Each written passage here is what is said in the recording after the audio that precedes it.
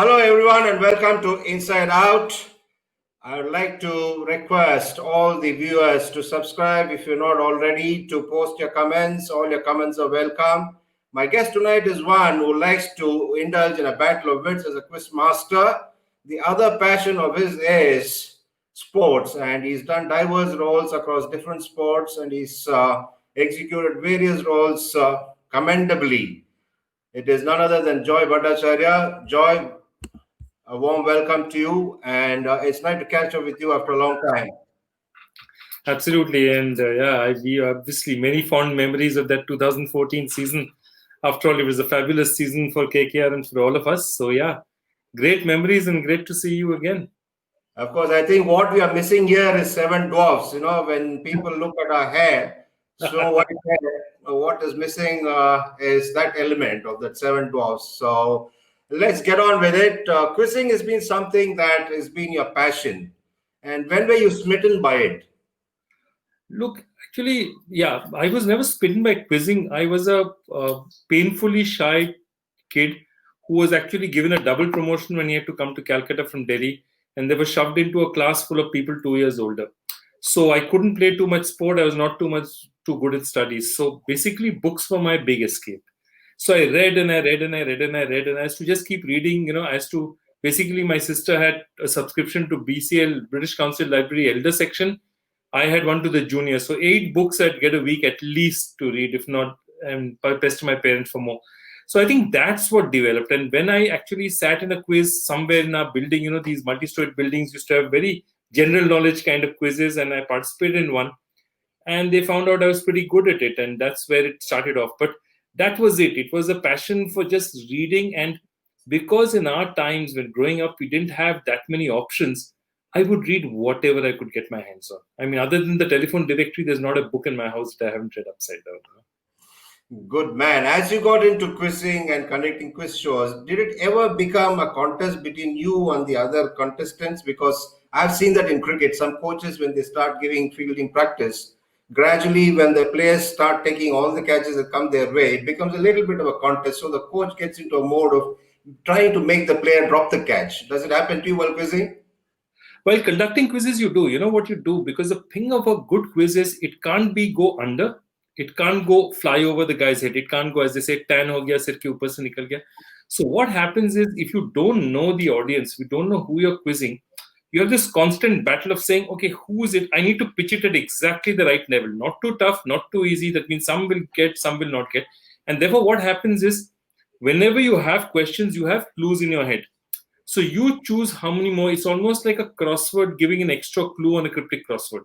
So you decide how much more you want to give the guy, because that's the secret of it. The problem is, if everyone gets everything, then it's not a quiz anyone wants to participate in or watch.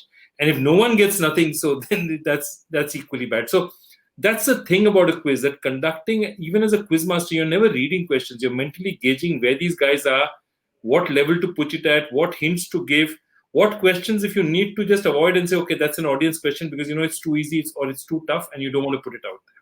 So yeah, it's a more difficult art than it seems to be, as is almost anything in the world. Like, you seem to watch Sachin Tendulkar or Virat Kohli batting and say that looks easy to you, and everyone knows the hours and centuries of practice that go into it. And quizzing, I won't say is at the same level, but the basic principle is the same, that it's not as easy as it seems as a quiz master. Do you have a technique to remember all the things that you need to remember, and all the things that you read, and tremendous information that you put out? Do you have a technique to remember all that? No, I don't. Actually, I don't, and I have a problem. I cannot, and it is a problem. I cannot memorize. So it is so. Other than short-term numbers or whatever, I can't memorize. So my problem is, whatever sticks with me. So what I try and do whenever I really need to remember something desperately is try and associate it with other things that make sense to me. So for example, whenever I think of numbers, the easy way of remembering numbers is, so if I have to remember 183, I'll think, India World Cup. That's the way you actually remember. So I only can remember by associating things, and associating things with things that make sense to me. But I actually have a rubbish memory. And a lot of quizzes are like me. They don't have great memories, because quizzing, again, as I say, most people think of it as close to being a memory contest, but actually it's much more closer to a crossword, cryptic crossword thing. That means there's a technique to it. There's a way you work out things, saying, okay, this is the period, this is the time, this is what it could be, and sort of put it together. But I actually have, compared to many people, a very, very bad memory. I cannot remember what I want to remember. So I used to never be good at, in schools used to have elocution contests. And my problem was I could never remember the entire speech. So that was my problem. It's a strange one. So you stick to mnemonics, and what are your views on the various marketing gimmicks about enhancing memory, the various tools and aids and the medicines that you come across on ads? No, the way the ads are, as I said, the ads go way over the top. I think there are ways in which you can definitely. It's like this. It's like anything. It's like practice. I remember 4 years back when I started running, and I started with this program called C2 5K. And the first day, it was made me run 1 minute, walk 1 minute, run 1 minute. 1 minute was all I could run, and I was by that 1 minute I was dead. Okay, and within 1 year you are running a 10K or 11K. So it's all. I think memory also can be improved by practice, but I think what's happening now is memory is one part of it. A lot of what we are putting out, because marketing is become so extreme that it's just gone over the top. I mean, this white hat coding, for example, is a great example, saying that it's a great thing for kids to code, but please don't make parents of 5-year-old kids feel that if the kid is already does not know coding, he's 3 years behind the rest. That I think is the problem with marketing. Marketing takes everything to its illogical extreme rather than the logical extreme.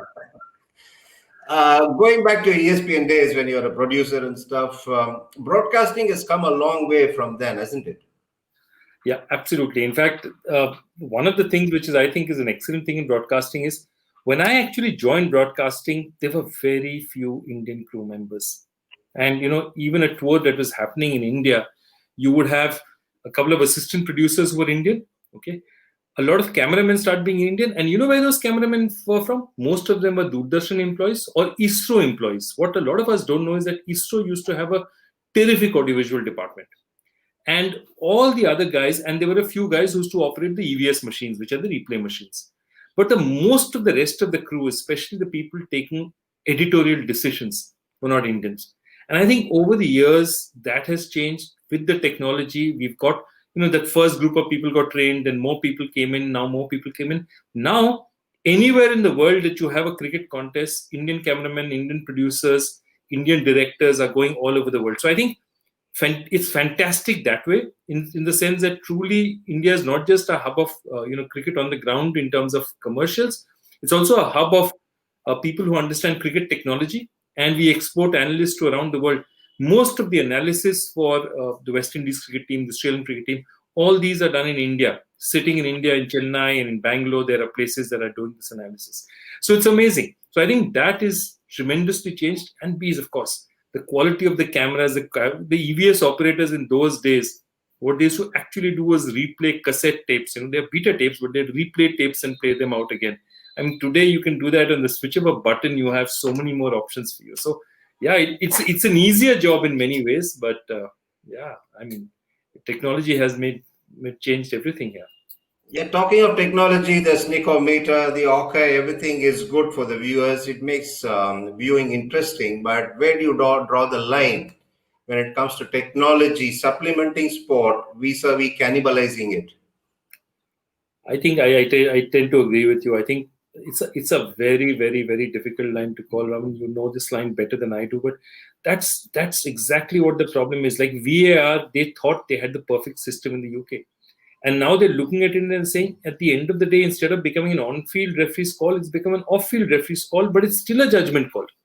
If the judgment is not completely decisive, then it's a problem. And recently we saw a case in cricket where the guy, the off-field cameraman, the third umpire, saw a snicko movement where it was actually the bat hitting the ground at the same time creating the noise. Now, snicko can create because of the edge, but it can also be the bat hitting the ground. So if you're not watching out, so that's the problem. There is so much interpretation still open. You can't throw the baby out with the bathwater, but I think we need to be a lot more careful about how we supplement. The human mind is actually an amazing thing. And to supplement it easily, why do we think we still have manned aircraft? Now, if you look at technology where it is, you shouldn't even be having manned, pilots. Most of the time, it should be everything is unmanned because their technology exists for you to do it anywhere. I mean, now there are guys who are running drone strikes sitting in Nevada, California. They're running in Nevada, the US. They're running airstrikes in drone strikes in Afghanistan. But you don't, because for anything important, because you need to have the human mind has a amazing capacity to do things, and therefore exactly what you said, Raman, you cannot throw or take away the human mind out of this, because he has an ability to understand, he has an ability to judge, which machines are still not capable of. He's definitely helped and supplemented by machines, but he cannot be replaced by a machine. That's my belief. Yeah, the core of any sport is the human frailties, coming up now and then on the field of play or any kind of arena. DRS is fine. We are trying to sort of get as many decisions right as possible. But in a way, does it not rob the sheen of the sport? It does. And look, the point of it is, that's my point, is also sport is imperfect. We are imperfect. Sport is imperfect. A cricketer can make a mistake, so can an umpire. That's part of it. Part of the acceptance of the play is that you all can make mistakes. And I think the only big step which I really, I think endorsed fully was the fact of getting neutral umpires, which give credit to Imran Khan. Probably the one thing he really championed, which made a real sense and a difference. Once you get umpires who really don't have an interest or can be pressured into giving anything, I think you can do without the rest. Because, as I said, if the player is imperfect, so is the umpire. Decisions are sometimes imperfect. That's what legends are made of. And I'm perfectly prepared to live with that on the field. Now, the no ball is going to be handled by the third umpire. Now, do you see technology sort of completely replacing the human element in the future? I think that's what they're trying to do, is to think that it's going to make it totally error-free. And I don't think it works that way. Using technology wisely is much more difficult than creating technology. And that's something that as a human species, we've got to learn well.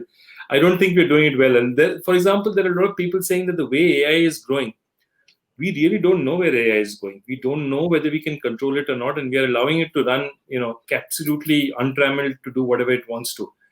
It could come back and bite us anytime. So these are the kind of issues that I wish there were more people thinking about those issues as well, instead of just creating those systems and machines. Now, let's talk about sport. We've spoken enough about technology. IPL is definitely the mother of all leagues, no doubt. But it has also inspired the proliferation of leagues in other sports as well. Yeah, it has. And I think one of the things about the IPL is it's both done a huge service and a disservice. I think the big service it's done is sport, once privatized, once you bring people in who make a difference, sport can be done much more efficiently than we've been running it so far. I think that's a good lesson to learn from the IPL. There are good things happening in sport. You can do more with sport, and sport was definitely underserved. And I have a theory for that. If you see Indian sport, where did you start off? Who had the time for modern Indian sport? And let's leave, the Mahabharata aside, come to say 17th, 18th, 19th century. The British started it and they ran it because their soldiers, their people needed to be occupied. After the British went off, you had basically who was left in 47 when the British left. Everyone else is poor. Roti kapda makan, if sport is not a priority, who ran it then? The Maharajas. So you'll have the Maharaja Patiala, the Maharaja of Santosh, the Ranji Trophy, this thing, the shooting. All these are dominated by some of them in the army and some of them by ex-Maharajas. 60s and 70s, the politicians and the bureaucrats take over. And it's only in 2008 with the IPL that you've got trained professionals coming to sport. And I believe that it's fantastic to see the way cricket has grown. But India is large enough, it's 1.3 billion people, to be at least 4-sport, 5-sport, 6-sport country. Look at Australia. They play Australian rules football regularly, they play rugby regularly, they play cricket well. They're a very, very good basketball team currently. They have an excellent football team which is challenging in Asia. Okay, they're a 6-7 sport country, and there's no reason why we can't be. And to make that happen, we need leagues to happen, because leagues are at least run professionally, they're marketed professionally. And if you don't have that, you can't build Indian sport. Now, as the gaining popularity of the league serve to dispel the public view that sponsors only support cricket? I feel, look, cricket is always going to be number one. But right now, cricket is like Amitabh Bachchan was in 1980. He's number one, two, three, four, five, six, seven. Then you have Vinod Khanna at 8, and then you have Dharmendra at 9, 10. Cricket needs to be like number one, but there should be a decent number two. Football should gain numbers. Something like a basketball or a volleyball should gain numbers. Badminton should do well because we've got such a great badminton tradition. So others have to come in and be closer to cricket. Right now, if you look at the cricket ecosystem, I was looking at the Mindsport report. About 85% of the nation, all the nation's money spent in sport goes into cricket. And that's a ridiculous percentage. I want that to go down to, I think it should always be the highest because cricket is literally our national sport, whether we call it hockey or not at this point in time. But it should come down to about a more manageable 50, 55%. Let the other sports grow as well. There's so much space. How would you compare the spectator support and the knowledge of spectators with respect to other sports? Look, I think there are packets of great support. And look, again, in India, it's always remembering, it's useful to remember that Greater Bombay is the size population base of Australia. So there are enough interested and knowledgeable people for any sport. Take any decent sport. Take a basketball. There are at least 20 million people in India who watch basketball. 20 million is just around the Australian population. Okay, 5 million is the New Zealand population. So all I'm saying is the numbers are so big that all these sports can have real aficionados. Football, for example, has a great culture of aficionados where you have all the aficionados in Calcutta. You have some in Goa, some in Kochi. Volleyball, when I did it, Kochi, Kerala, the understanding of volleyball, the kind of love of the game that is there. Kochi, parts of Tamil Nadu, the kind of love there is for volleyball and the understanding there is for volleyball is phenomenal. And what are we talking? We are again talking 20, 25 million people, 30 million people. 30 million people loving a sport and we can't make a workable business out of it. I find that difficult to believe. Now, personally, I believe soccer is definitely going to become huge in India in the future. Now, what time frame would you give that? Look, the big problem about soccer for us is the fact that we did the Under-17 World Cup in 2017. We need to get players coming in early. So every coach, every person that the AIFF hires tells them that today internationally kids are starting to play not professional, but competitive football at the ages of 7 and 8. That's when they start learning. In India, that's happening around 12 and 13. So what we need to do is have more and more kids start playing football at that age. So a lot of good things are happening. There's something called baby leagues, okay, which are being done all over India, where you're starting to have, so in a season, 30 kids of 7 from the ages of 5, 6, 7, 8, play 30, 40 competitive matches. They understand teamwork, they understand winning, they understand losing, they understand passing versus being selfish. They're understanding this at a much younger age, and that's what we need. And I think you're going to only see the results in about 7, 8, 9 years. So I think about 28, 29, if they run this well, they run this consistently, they keep the number of coaches they do and keep building on that, I think around 28, 29 is when you'll start seeing India really starting to emerge in football. I'll give you this thing. It looks a long number, but when Japan, in 1980, when they started off doing their leagues, they started a J League in Japan in the 80s. Japan had as its plan 100-year plan to win a World Cup. So they're saying that we will win a World Cup in 2080. And now that plan has come back and they're saying, no, we think we can do it by 2050. That's how Japan thinks. And in India, we're saying, 4 साल में तो Olympics पहुंच जाएंगे. Boss, we do not even understand how sport is built in a country. And that's how you build a sport. That's how far-sighted you need to be. And the other thing, they take terrific decisions when they say that I'm going to do it in 2080 because the guys who are taking the decision know none of them is going to be alive by then. So they're not going to get any credit, any glory while they're living. They will do it for the love of the sport because they know that that's the kind of time it takes to build sport in a country. Joy, can you just move a bit to your left? Yeah, this is better. Yeah. Perfect. Okay, you are an integral part of the FIFA 17, Under 17 World Cup. Did you see a lot of talent among the young kids in India? We saw a lot of talent. India is not short of talent at all. What the AFF was forced to do, which I think it did at that time, which was the only thing, to get a competitive side together, it took 25, 30, 35 kids, put them together and trained them for 3 years, because otherwise there's no way of being able to get it. So they did that pool thing. But even outside that pool, there was talent. Okay. The problem is India has a place where players drop off. What happens is, suppose they finish this under 17. No, what happens to them after that? They're still not good enough to play first division in clubs. Okay, so big clubs will pick them up, but they'll keep them on their bench. And then those 2-3 years, a lot of players just disappear. So what they tried to do, and I think it was a very good thing, they started off something called the Indian Arrows program, where they said that, okay, we will keep these players together and play a team in the I League called the Arrows. Okay, that experiment has worked to a certain extent, but we've still lost a lot of the players we did. Secondly, as I said, finally your net can't be 35 players. Your base has to be 35,000 trained players for you to get 30 good players. So I think that is now, we need more academies, more grassroots training, more people there, and that's going to make a difference. So there is no shortage of talent again. And one more excuse people will give us, that, saying facilities, we don't have facilities like Europe. I have a question to ask you. 21 World Cups have happened, football World Cups. How many has Europe won? Europe has won 12 of them.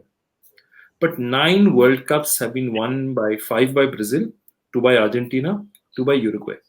Go to any of these countries and see the facilities in terms of training facilities in this thing. They are as shambolic as anywhere in India. The truth is, they have a much deeper passion for the game. So that translates into passion from supporters at the ground level, from players, from the game being important to everyone, and that's what's giving them players. So first and foremost, when people tell us that you need facilities, you need this, you need that, you say, no, you first need passion. You need passion to make a difference. The rest will come. What is the overall support you got from the other stakeholders when you were anchoring this FIFA event? We got a lot of support. I think 2-3 places we got support from. One is we got a lot of support from FIFA itself. And look, that there's a reason for that support. Everyone, and that's why I find it so paradoxical. Every world body in sport wants to be big in India. Obviously, 1.3 billion people, the largest free market available. This is the last unconquered place, because Japan, even in Japan, in China also, the penetration of sport is far more than India. The penetration of sport in actual real numbers is very low in India, is abysmal in India. So FIFA gave us how to do an event. And I'll tell you something, the world champions at doing events are FIFA and the IOA, because IOC, they understand exactly how to do an event. Why? Because they've done it for 100 odd years or 70 odd years in 70 different countries. They know how to do it. So for example, they'd say ball boys, ball boys or ball girls are the kids that stand outside. So when the ball is kicked out of the ground, they'll come and throw it in. They had an 85-page manual for ball boys. What shirt they wear, what pant they wear, what skirt they should wear if they're playing, or what shorts they should wear, how many of them should be there, what should be the size of their dressing room, what is the combination of water and juices that should be there in the fridge. That's the kind of detailing. Now, I'm not saying all of that detailing is necessary, but learning to absolutely break down every detail of an event is something to be learned from FIFA. So FIFA was fantastic. The Indian government was fantastic. They gave us money not only to do the event and to repair the stadiums, they gave us money to do this Mission 11 million, where we distributed more than 2 lakh balls and did seminars to encourage playing football. The great thing that they did about, and I remember my big moment out there was, I was talking to the Secretary of Sports, and he said that, what do you want to do? And he said, I've just met the Prime Minister, and the Prime Minister said, that Swami Vivekananda said, I said, sir, let me start my presentation. He said, no, let me finish what I'm saying. I said, sir, let me start. May I show you my first slide? So my first slide was basically exactly this quote, that to be closer to God, you should play football rather than read the Vedas. Okay. That was the first quote that I gave. So he looked at my quote. He didn't look at the rest of my presentation beginning. He first said, how much money do you need? That's the first thing, rather than say anything else. So look, we got support from them and we did it well. So we not only took money from them, we gave them whatever money was remaining, which has never happened. And I think what we did was, by running a very clean event, that whole bitter aftertaste of 2010, which was very unfortunate, we sort of managed to get through. It was a hugely successful event, and there was not one, this thing of, okay, malpractice, there's money stolen here, or these people have not done it right. There was not a hint of that, and that was, I think, important. The states were also hugely supportive. Bengal, because obviously Bengal, the finals were held there, they were very supportive. And, Goa, Kerala, the Delhi government was supportive. Kerala did amazing stuff. Private players, DY Patil, you will know DY Patil from football, cricket. But DY Patil Stadium was one of our venues, and there was a semi-final played there. And Mr. Patil spent his own money to make sure, because we couldn't spend government money in the stadium, to make sure that he'll have a good stadium for the World Cup. That is a true lover of sport. So we got support from people we didn't even know would come in there. And they came in there and they gave us everything they had. We spoke about sponsorship briefly. You've been on both sides of the fence when it comes to sponsorship. What factors do you think sponsors weigh before they support a sporting event or a sporting team? See, most of them look at very short-term ROI, okay? And they just say that, okay, this is this, and what can I get? What kind of money can I get here? What kind of immediate return can I get? But look, there are people, there are sponsors who are willing to listen to you if you tell them the right story. They will listen to you. So I have met sponsors, and they say that, you know what, when we tell people, so people will go and say, you know what, you're going to get so much GRPs, or which is what is the media rating of how many gross rating points. You'll get so many GRPs. And the sponsor is saying, I'm not even talking to you about GRPs. I want the game to be built. I want the game to be larger. What is the picture you're telling me? So very often, I feel 50% of the sponsors are going to come and tell you short term, and they have very short term requirements and necessities, which is why they spend on cricket. Why? Cricket is safe. Just do it, spend it, get away with it. But there are sponsors beyond that. And very often, it is broadcasters or sports associations or people who are organizing sports who have let them down, saying, we are going to give you these huge numbers. And you look at those numbers and says that, people come to you and you say that, those numbers are impossible. Nobody can give you those numbers in year one. And that's also what it is. So I think sponsors also, if you give them an honest picture and you say that, what, this is what it is going to require 3 years to build a sport. These are the numbers in the beginning, but you are going to grow with this sport. Very often sponsors are prepared to hear you. I think we do them less justice than is required. The momentum that has been achieved in other leagues, in other sports in India, how do they take it forward? See, first, I think there's been a huge shock to the system. COVID has been a huge shock to the system. And one of the reasons why COVID is such a big shock is COVID is very funnily being very elitist in the way it operates. See, whenever you've had a big event or a big catastrophe, it'll be the Second World War or the 1919 influenza. Where does sport return first? Sport returns first in the small grounds, in the village fields, in the distinct fields, then in small first class, then tests. Because of the unique nature of the disease, what has happened is that you actually have a situation where sport can return only at the highest level. Because the only people who can afford the kind of money that a bio-bubble requires is actually big events. So who can do it? The NBA has done it. Premier League football has done it. The Bundesliga has done it. IPL has done it. International cricket with England and all have done it. Why? Australia has done it. Because they can afford that kind of a bio-bubble. If you go drop down, any other sport, today Kabaddi is looking at it and saying, can I afford to, spend that much money to be on ground right now? Can badminton afford to spend that kind of money? To make a bio bubble to keep people secure is impossible. So it's given sport a body blow right now. And I think it's going to take at least a year and a half, 2 years to recover from this. Is enough done in other sports to promote at the grassroots levels, to promote the sport in grassroots levels? Is it done at all? You know what? The crazy thing is, I feel it is done. It is done despite the system. When I did my Mission 11 Million program and I went around the country, I found almost always terrible administrators who were like people in their own cocoon. They only want, to be there, inaugurate programs, get a mala around them, be called to conferences where they're going to talk about it. That's all they want. And in almost every one of those people that I met, there was one people on their team or one person in that city who is doing amazing work by themselves. So it's that one person who spends half his own salary pushing, footballs. Five people are staying in this person's house because this person wants to train them and keep them in the city, and there's more place to keep them. In India, grassroots, whatever little is happening in sport is happening despite the system, not because of the system. And that's another reason why, even when we are getting successes, notice other than cricket, Raman, we are getting success in individual sports.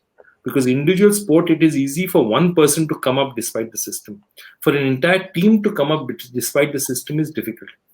But India is very, very, very badly served by the administrators. We have as crooked, as spineless, as inefficient a bunch of sports administrators as any in the history of mankind.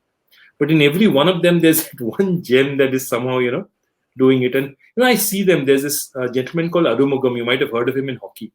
He's a legend, IIT, worked in a public sector unit all his life. He has single-handedly, by himself, been the repository of Indian statistics, gone and found out about Indian hockey. He runs a program called 1,000 Sticks, where he's having people play hockey on ground in Delhi. He's supporting them from his own money, finding well-wishers, putting things together. Those are the kind of reasons why Indian sports still survives despite having such inefficient administrators. In fact, I say cricket is one great example where whatever it is, the administrators don't hurt the sport as much as other places. I think cricket, there's enough politics in every sport as it is in cricket, but I think they do well by their players. They don't allow it to impact the players that much. Of course, you will know much better than that about me. Where exactly is Indian sports in terms of infrastructure, scientific training, and pool of coaching staff when you compare it to other countries which are doing well in sports? See, I think what we've got now is we've got 2-3 places where things are happening. There are places like the Go Sport Foundation, JSW. There are pockets where it's happening. Now the point is that also the government is talking to these people. So I won't say that it's not happening now. Government is getting people in who are not private bodies in. They're getting the Abhinav Bindras in. They're getting the Gopichands in and say, tell us how to run it. So I think there is intent on the government side. There is urge to change things. Where we have the large problem is, so we have some amount of really good technical things. So what we can do now is, if there's a person who is semi or close to Olympic class, we now have the kind of people who can train that person better to give him or her a better chance. So there's something called the TOP scheme, which is done by the government of India. There's a Go Sport Foundation supports some athletes. JSW supports some athletes. Olympic Gold Quest. But who are they actually? Because they can't be that large, who are they actually looking after? By Olympic Gold Quest, obviously, what I first want to focus on are people who are close enough to actually win things right now. You get what I mean? So we have, if you're close to the finishing product, we now have organizations that can help you get there. What we don't have is that one person, how's that person come there? That process right now, still, there are many, many, many loopholes. So that occasional person who comes there and reaches that level at a sport, I think now we have the ability to polish that person. We haven't creating enough systems for people to come there. That's a problem. Things have been good in the recent past. A lot of sports persons have given us a lot to cheer about, winning major competitions, international events, etc. Now, what will it take for India to become one of the top sporting nations in the world? So I'll tell you what I believe it will take. I believe it will take parents actually taking an active interest in their children's sports and actually supervising it to whatever extent possible. I'll tell you how it works. So if you go to a school, okay, most schools, and I don't mean the few schools that have very organized coaching structures, most schools, the sports teacher is the lowest person in the school ecosystem, he's just above the security guard. Sometimes he's below the security guard. He is used to look after 20 sports, half of which he has no interest in. He is a decision maker for which kid plays and which kid doesn't play. Very, very often, that is the first place where there's discrimination. Okay. Now, suppose you had the same system, you had parents invested in it, and when a school match is happening on a Sunday or a Saturday or whatever it is, there are 500 parents or 200 parents or even 20, 30 parents watching it. What will happen as a result is you become accountable at that level.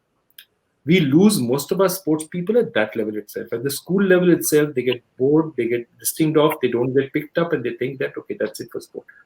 So that's my point is passion at every level for sport is, I think, one of the primary things. I think the government has started spending money. I would also, again, this is a very controversial thing, but sports is now a state subject. I would look at making it a concurrent list subject. There, it's not just the responsibility of the states, but also the responsibility of the government of India. So then they can get together and a little more money is put into sport. See, I'll tell you, sport in India, if you go to Shastri Bhavan, is a punishment posting. Because in India, in the bureaucracy in India, you're judged by how much money you control and spend. Okay, and I don't mean spend badly or well. I mean just spend.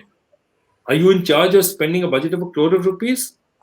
So if you look at it that way, the defense ministry spends more in a day than the sports ministry spends in uh, in a year. That's how it works. And therefore, for you to actually get an absolute distinct in sport, you need to impact sport at that level. Make it a concurrent list thing and incentivize parents to be involved in it, because it's at the school level that we lose the most athletes. What is your first sport, cricket or soccer? Difficult to say. Actually, my first sport is volleyball, is basketball. If you look at it, I started playing a basketball in class 11 and then represented my university. So it's a That's fun a one. neat pass, Joy. That's a neat pass. No, but you ask anyone, they'll know that if I'm up at 6:30 in the morning, I'm watching. It's the NBA season. I'm watching basketball. Now, I watch it a lot as well, but that's a different issue altogether. Anyway, your tenure with the Knight Riders must have been eventful. You spent a lot of time with Yeah, a yeah, lot of absolutely. clients. Must have been very interesting those Yeah, years. yeah. It was absolutely. It was an amazing time, and I think that's what also the beauty was. Remember, those days were also, the first few years with the IPL. Well, IPL was like the Wild West. You had characters like Lalit Modi there, and people like Shah Rukh were also involved, and Vijay Mallya, and all colorful characters, all larger than life. And you see, it's changing. Rules are evolving. Things are changing. People are learning how it's all about. So those first 3-4 years, first 5 years, I'd say were really, really fun, because the assortment. So now I think it's now more streamlined. It's more correct. It's more, this thing. But the first 4-5 years were like the Wild West, and it was absolutely amazing time. It was. If you talk about Knight Riders, people immediately connect one name, Shah Rukh Khan. You would have interacted a lot with him. What would you, sort of, how would you describe him? What are your views on him? So look, I think he was very cool, and I think what strikes you about Shah Rukh is he's a very intelligent man. So the first couple of years, first 2-3 years, he tried to do it himself, tried to be involved, tried to be a part of it, and then he realized that what happens, and I'll tell you, it's a very simple thing. He's too nice a guy. If somebody comes to him and he says that I want this, Shah Rukh finds it impossible to say no to people. So what he did need to do over a period of time is give himself a certain amount of distance from the team, because otherwise what will happen is any player is picked, dropped, taken, not taken, retained, not retained, it will come on his head. So at some point he took the call and he said, okay, I'm just going to let the professionals do their job. I'm going to look at it from outside. I'm not going to get directly involved. And I think that in its own way worked very well. That doesn't mean that he wasn't there. I mean, I think one of the things that he did in 2012 was absolutely amazing. I mean, just before the game in 2012, before the finals, he went, they had video crews, and those days it was much tougher. Remember, in those days, sending stuff on the internet was not that easy. And he got a piece recorded from everybody, all the families, not just of players, but also of support staff. Got a piece recorded from all of them and anchored a video himself. So from him talking, okay, with a script specially written, I think Shuja Ghosh wrote that script, and from there to from Brendan McCullum's wife and kids wishing him best of luck, to Yusuf Pathan's father sitting out there and saying that no son, go and win it for the KKR. It was absolutely amazing. So that's the kind of magic that a Shah Rukh can do, and that's exactly what sometimes you need. You need an owner who doesn't do the day-to-day bits and pieces with you. But in that time, that person can come every now and then and impact, create magic, and walk off. And I think that's what Shah Rukh is smart enough and has evolved to being, saying that, okay, I'll come, I'll do this, I'll give that inspiration to my team, and I'll go away. Because if I get involved in the day to day, it's not good for my team, it's not good for me. Yeah, the mega stardom sits lightly on him. I've noticed that during my association with the Knight Riders as well. Absolutely. A nice guy to talk to. He's very, very cool and has time for Yeah, everybody. It's fantastic. yeah, he's a bit like, he's like people like us. He's a middle class guy who's made it big. Therefore, he understands where he's come from. He's always aware of his roots. He's always aware of how tough it is to be where it is. And he's always aware of how fortunate he is. And that's one thing he also realizes. Most of the really intelligent people who reach the top understand so much, luck has so much of a part to play in it. And he acknowledges that. And that is, I think, very important. That allows you to stay a lot more grounded than if you think it's just your amazing ability that's made you reach wherever you have. Do you read much these days? How many books do you read in a year? I actually read much less than I used to. I used to read 200 books a year. I barely do about 30, 35 books a year now. But what I do end up doing is I listen to a lot more podcasts because, when you're running or when you're walking, podcasts for me are sort of the way, and there's so many good podcasts from everything from the Second World War to cricket history to interviews to science. I mean, to detective stories. I mean, you want to hear detective stories? There are, radio shows from the 40s that you can listen to exactly as they used to be. That's so amazing. So that's my new passion that, I am reading a little less than I used to, but there's so much more there out to explore. I'll try it out because you say it's interesting. It has to be interesting. Thanks a lot, Joy. It was a pleasure chatting to you and hope to catch up with you personally soon.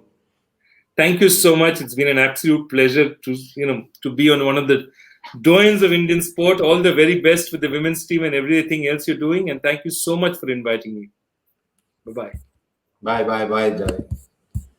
Bye. Yes.